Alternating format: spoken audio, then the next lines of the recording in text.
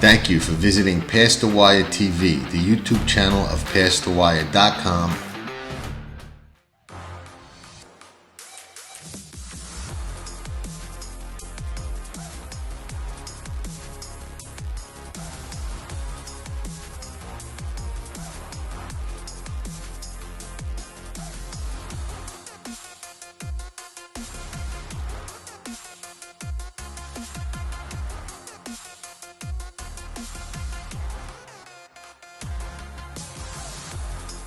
Buongiorno everybody, Saratoga Today from Past the Wire, day 23 of the meet. It's Saturday, the weather looks good. It's an exciting day of racing at the spa and across the country really.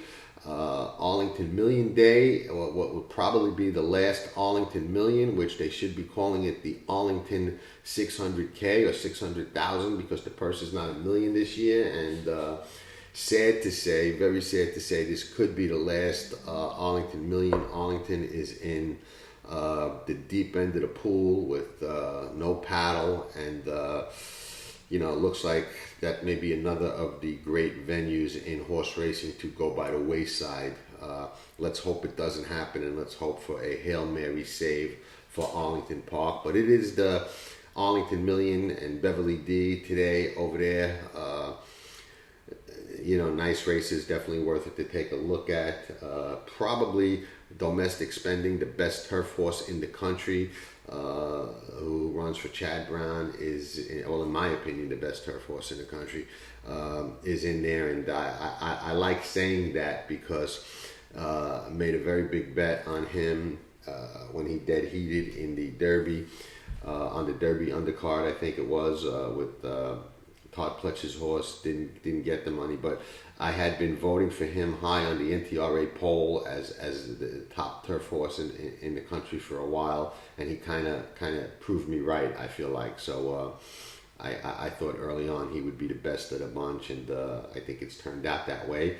And I'd love to see him win the Arlington Million, and Chad get that last Arlington Million on his resume, which I'm sure he would absolutely love to have. He's won the race before, as we know. So with that, there's a bunch of, if you've never looked at tracking trips, there's a bunch of horses on the tracking trip list that are running today. That'll be up later this morning. If you've never checked out tracking trips, today would be a good day to check it out and see what you think. And you can find that on PastTheWire.com. Yesterday we had Peter Walder on the show. He talked about a maiden that he likes very much today. I'm going to put that clip at the end of this show. It's only a couple of minutes long, and we'll breeze through this show. Even though there's a lot to discuss, we'll breeze through it, and I'll put that clip at the end. So if you missed it or you want to refresh what he said about a maiden that he really likes a lot today, you'll be able to do so.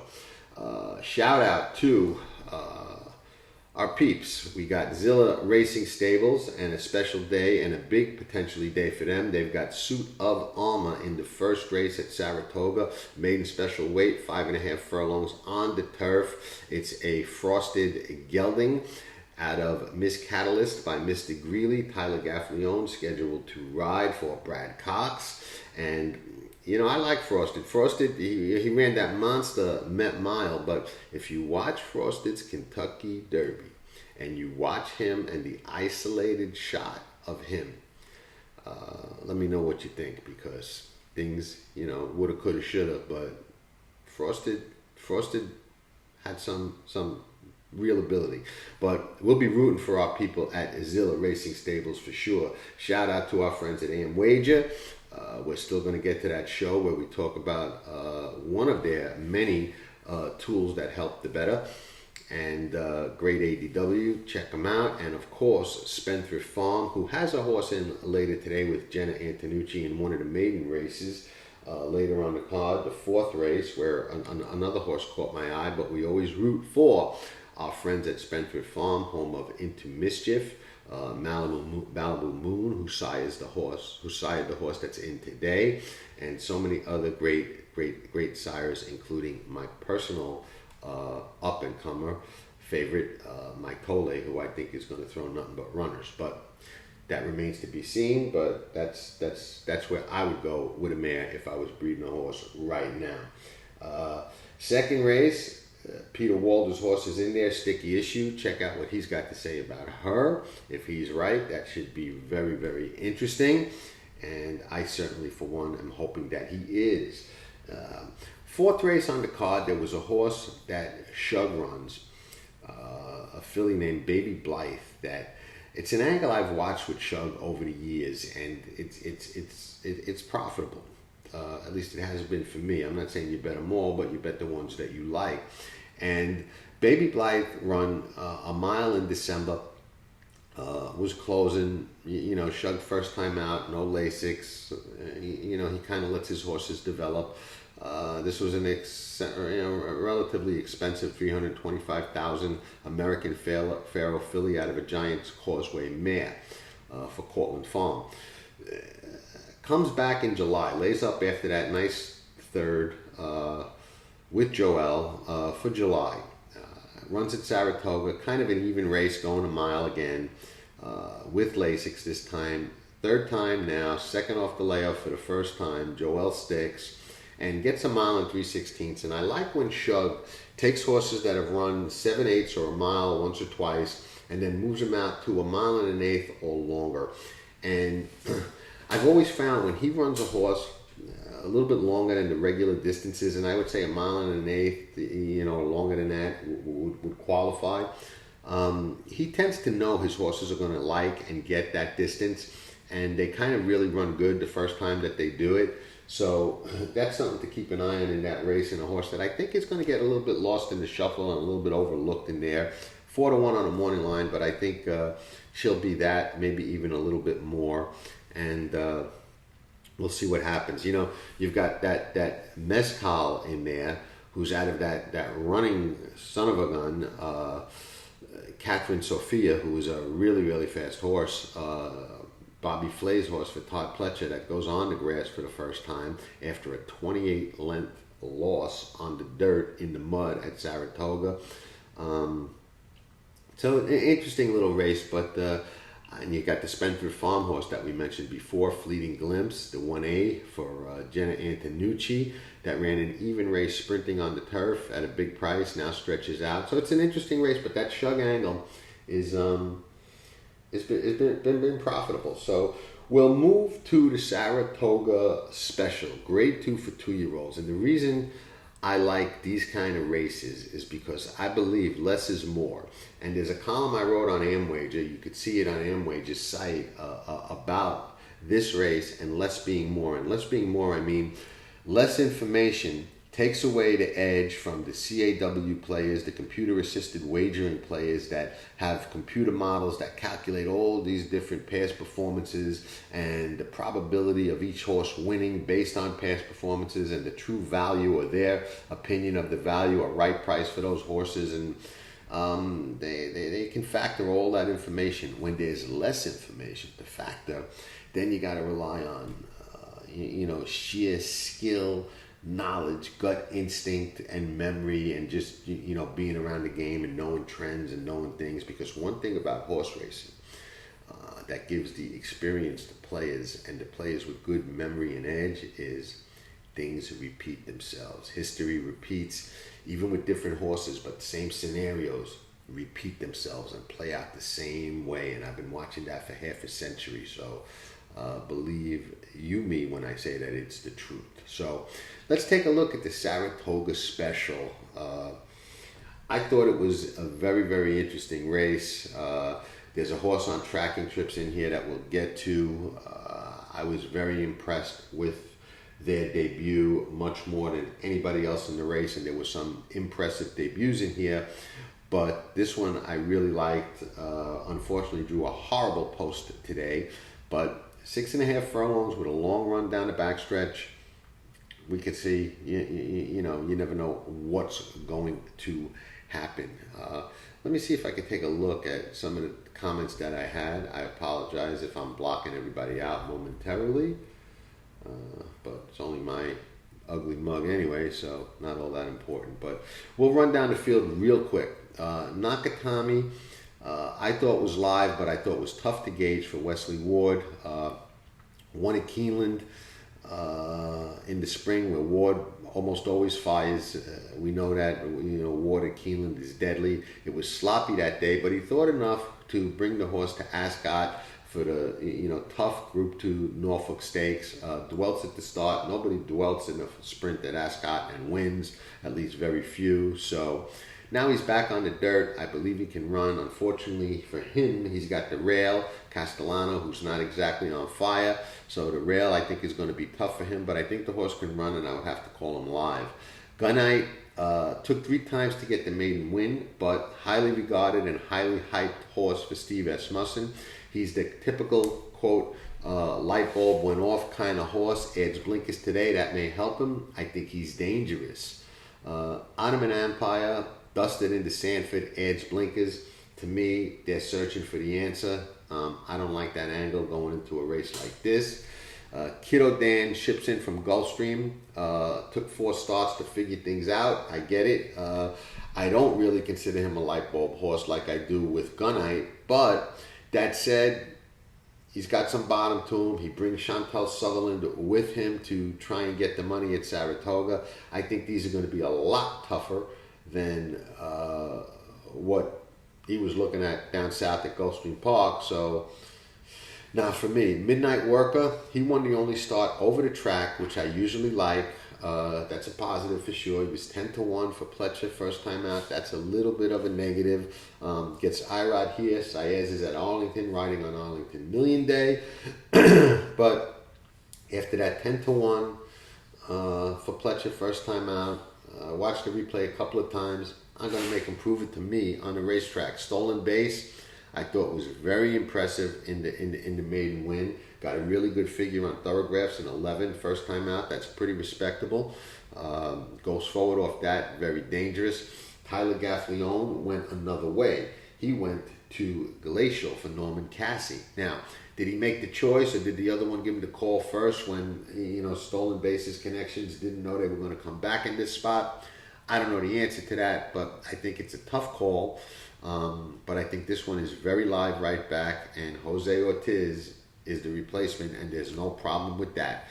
Double Thunder, 2 for 2, run a big race, or what looked to be a big race in the Bashford Manor at Churchill Downs. I thought everything kind of fell right for him that day, and I think that race looks a lot better on paper than it really was. I guess we'll find out today, but I think the water is deeper here, and again, that race looks a little better than it was, so I would lean other ways myself. Dr. Jeff, a lot of hype. He brought into his maiden win, which is also impressive, and he got a 10 on thoroughgraph, which is even faster than Stolen Base, and probably the fastest figure in this race. I didn't look, but I think that's probably the fastest figure off memory on thoroughgraph of what anybody got. That was an off the turfer.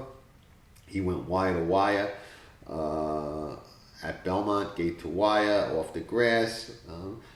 Believe it or not, even with that figure and even with the hype, I'm going to say prove it to me on the racetrack against horses that were meant for the dirt, not an off the turfer. Let me see what you can do. Dance Code, a little interesting. Run a 12 first time out, regressed to a 16, but with a lot of trouble. He run that 12 at Parks. That's a respectable number against the better horses in here, but stumbled bad at the start in the Saratoga race, in the Sanford, I guess, and he didn't get disgraced exactly. So he's interesting at a big price again. Went off a big price that day. It'll be a big price here again. Jose Lascano is riding pretty good. I think he's dangerous. Glacial is the one that Gaffleone chose off over Stolen Base, or at least wound up on over Stolen Base. We don't know the particulars, but he looks good. He adds blinkers off a decent third in that Bashford Manor that I don't think was as good as these. I don't think he needs the lead to win, and I think he might sit a nice trip, drawn outside with the blinkers. I wouldn't knock anybody for using them, and Norman Cassie does a good job with these horses, but I tend to lean other ways and say, prove it to me on the racetrack, Glacial. High Oak impressed me the most of any of these in this race in his debut. And he's the one that's actually on tracking trips. And I won't read my notes from tracking trips, but I liked his race a lot. He was dead game. He ran like an experienced horse, in my opinion. I like that with babies. I wish he had a better draw. It is what it is, but I think he's a good horse, and I think going from the 5.5 to the 6.5 is going to help him a lot. At 12-1, I like him best of anybody in here. So we'll see what happens. He's going to need a trip from out there, and I'm not saying let's empty the ADWs or the wallets or the pockets or whatever the case may be. Although I might, you never know. Sometimes how things are going during the day, you get that gut feeling that I value as much as anything, and you take the punch.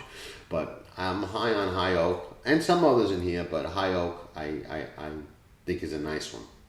Red Run, the other Asmussen, and another gun runner, is a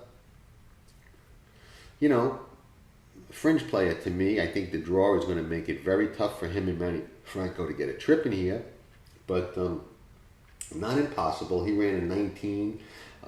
That's way too slow, and he can improve 5 points to a 13, and that's probably not going to cut it. So, from out there, I think he's a pass for me.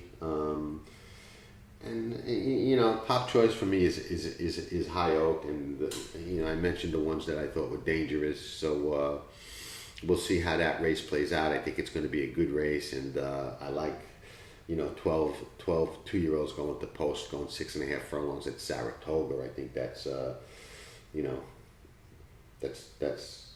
opens the door for a lot of possibilities.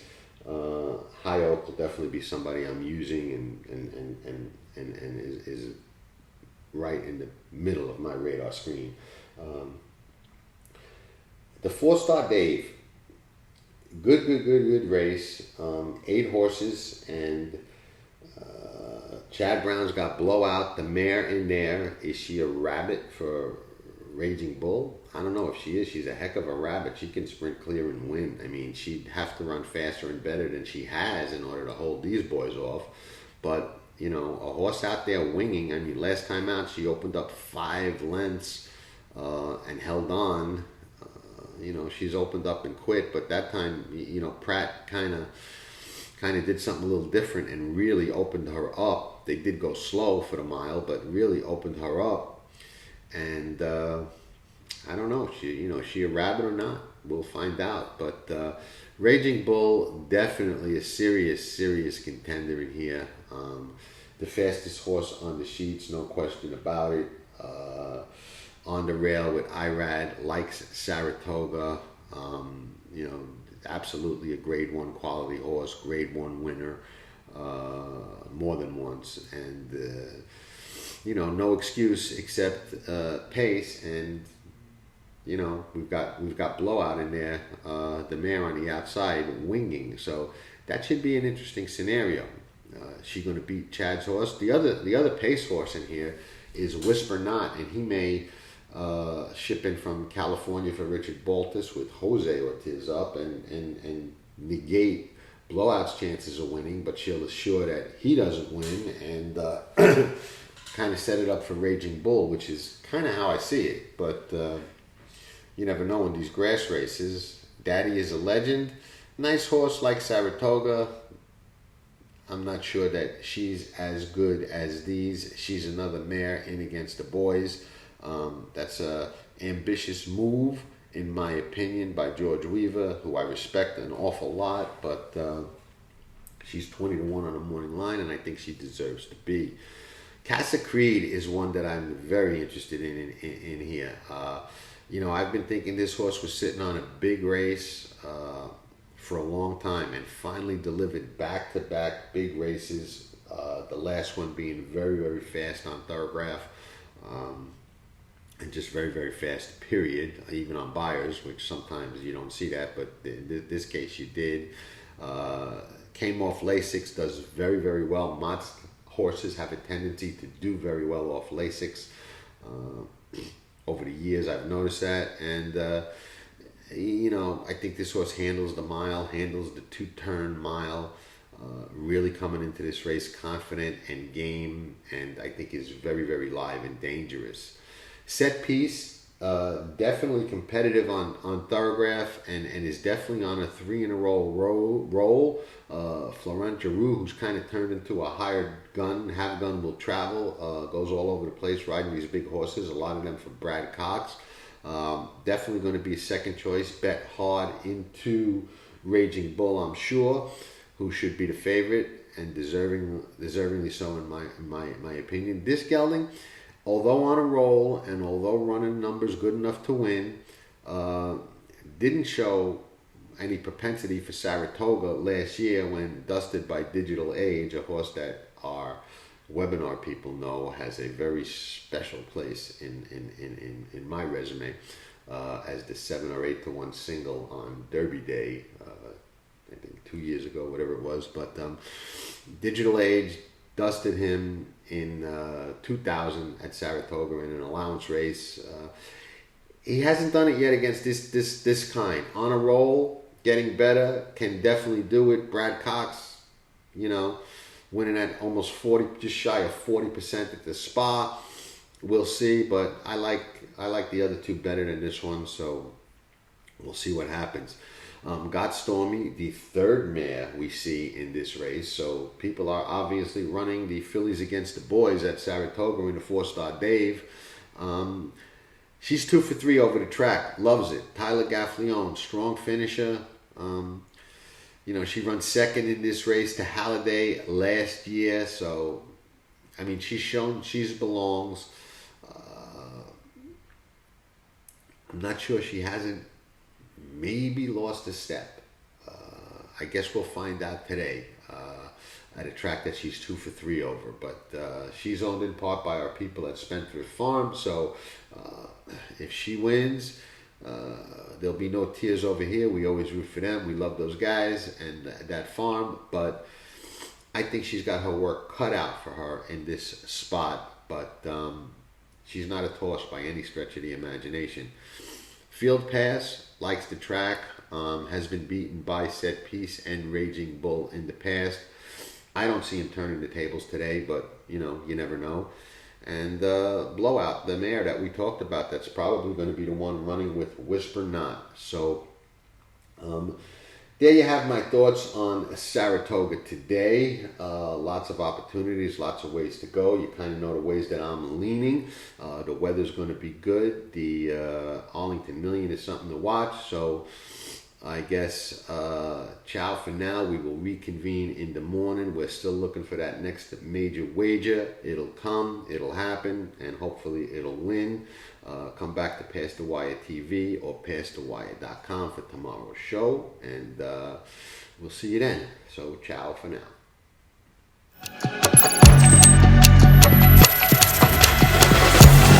Cloud computing outside. Classic Empire head to head down to the line. Cloud computing wins the Preakness. All right, we're back with Saratoga today. We've got my man Peter Walder on the line, and I'm excited about Sha Sha Shake Me Up. Peter, what do you think, Ron? First of all, thank you for having me on. I appreciate it. What do I think? I try not to do that too hard because it hurts my. I think overall, I think the race sets up. I think the race sets up well for him. You got a couple horses in there that are coming off big races that should bounce. They should duel each other into submission, and hopefully we stay close enough to reel them in. I agree with that. One of the things I talked about was, and we go back a ways. Can you believe that I'm a Halo was 20 years ago we win that race in Saratoga? 20 years ago? 20 years ago, man. You're making me feel old. I didn't mean to do that, but we win that race 20 years ago, Not for nothing. I still remember it was a 6-horse field. It was Johnny Velasquez. That's right. I think we broke from the outside, and one thing I definitely remember, I remember our friend Joe being in the winner's circle, God rest his soul. Yes, I'm looking at the picture right now.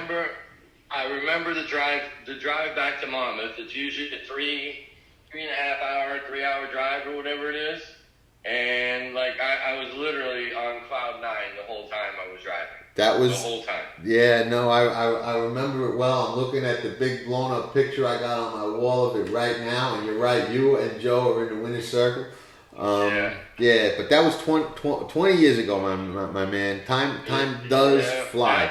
I'll tell you what else I remember. I remember she was the second horse that I ever ran here, because the first horse that I ran here was Minnie's Rat, and she was 3 to 5, and she walked across the finish line, and I swore I wouldn't come back here unless I knew I was going to win. Right, I remember all of that. It was my first winner. But it was your first winner up here as well. And, well, I bet I got you beat on that. It's my only winner. I'm 1 for 1 at Saratoga. I'm actually tied for the leading percentage owner at Saratoga in the history of the track at 1 for 1. I wish I would have quit. I wish I would have quit at that point. I would have been 50%. Right, no, you don't. We won a few after that. I mean, it's been a little tough this year. We got a 8 or 9 starts. We got 2 seconds, and we got like 4 fourths. I mean, it's just, it's weird. We beat these horses, and when we're at home, we beat these horses, and I don't know if it's a home field advantage or what, but we're just having a little tough time right now. But hopefully we can break through over this weekend. I agree. Two things real quick. I know you're busy, and thanks for coming on. I know these mornings when you got one in are rough, but hold on 1 second. Go ahead. Fernando! Stay there 1 sec! Life at the barn. Get in there. I got a horse in there. Oh, yeah, I just got a horse schooling in the paddock. Actually, my horse is running tomorrow is schooling in the paddock. That's that maiden that you're high on. Yeah, that's Sticky Issue. Very, very, very nice horse. Somehow I ended up in my lap, which is a miracle. But I've been saying since we got him that I've been saying that this horse is going to actually make me famous. So obviously running second in the Breeders' Cup didn't do it. So hopefully this horse could be the one. No, I'm excited for that, and just to have a horse in a maiden special on a Saturday at Saratoga is special in and of itself. We know that. What I want to ask you before I let you go is 80,000 is a steep claim, and trying to move a horse up off Peter Miller is a gutsy move. What did you see with this one? What made you go that route with this particular horse, who I bet a lot of money on Derby Day, thinking he was sitting on a big race that day, and I'm hoping I was just wrong about the timing and he's got that big race in him for you today. But what is it that you saw with Sha Sha Shake Me Up? Well, I can't take. I can't take a whole lot of credit for that. The owner actually picked the horse out. The owner actually picked the horse out, so. Yeah, but I know you well enough to know when I picked out horses you didn't like, you'd give me that. What are you, nuts? Well, actually, I mean, how do you not like this horse? I mean, he's all kind of back class, and he's a big, good-looking horse, and it's hard to say no. You know what I mean? As long as his legs were put on correctly, it's hard to say no. No, I mean, the owner picked him out, and he just said, he's got 4 legs in his tail, he's walking good, claim him. And, the plan was, I thought that this race fit him perfect. I mean, if you look at the conditions of the race, it's perfect. And then, we'll take it from there, whether he stays with me or whether he goes back out to Bob Hess, who's his main trainer out in California. That's, it's yet to be determined. But for right now, we're just worried about today. Sounds good, man. I'll let you go. Thank you so much for coming on. Go win some races, brother. Yeah, we're a little bit overdue to break through. So hopefully today will be the day, and we can continue tomorrow and Sunday. And we got some live shots down in Gulfstream on Saturday as well. So as long as we run and don't get a hurricane down there, we'll be all right. Sounds good. And Jimmy's on his way up this weekend. Maybe he'll bring you some luck of the Irish. Yeah, I hope somebody does. All right, guys. All right, man. Thanks for having me on, and hopefully y'all will see me in the winner's circle. I'll be rooting, man. You know it. I know. Love you, brother. Love you. Ciao. Bye. And there you have it. We've got Sha Sha Shake Me Up in the stake today, and we've got a maiden that he's really high on tomorrow on Saturday in Saratoga with Sticky Issue, who we said might make him famous. So we'll be rooting for Peter. I go back a long way with him. Like I said, I'm a Halo looking at that win picture over there. Great memories, great times. Let's take a little pause and we'll be back. Horses have reached the starting gate. It's post time. Cold Front, the favorite, comes forward. And they're into the stretch. Cold Front put to the 10. Cold Front does it again. Fires the field in the Amsterdam. Nobody does it better.